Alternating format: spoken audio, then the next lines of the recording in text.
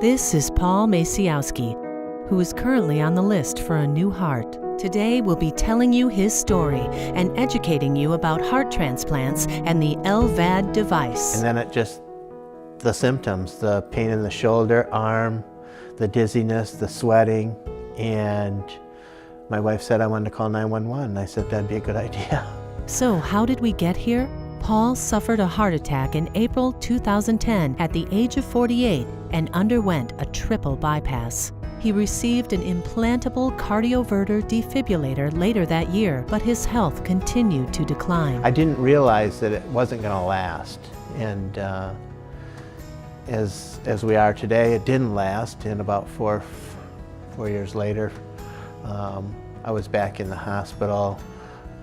My cardiologist had told me that you're going to need a transplant. You're going to have to be evaluated.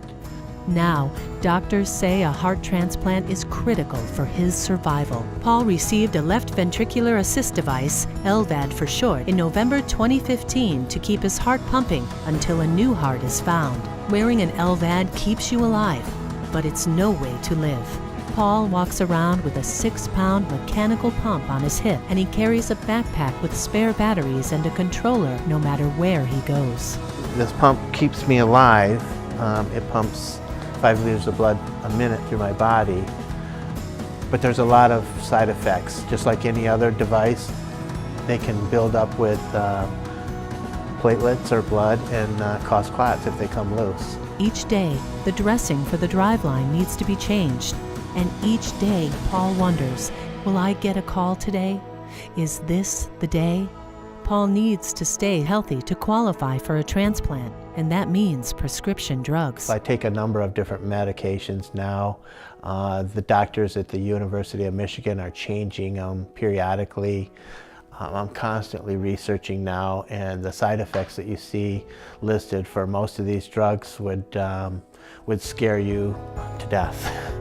Altogether, Paul takes 12 prescriptions and waits, and stays within 4 hours of Ann Arbor at all times, and scrapes by on Social Security disability as he hasn't been able to work for 3 years. Which brings up funding. In November of 2018, a Grand Rapids, Michigan woman was denied a heart because she didn't have $10,000 in savings. The community was outraged and started fundraising like we're doing for Paul, with your help.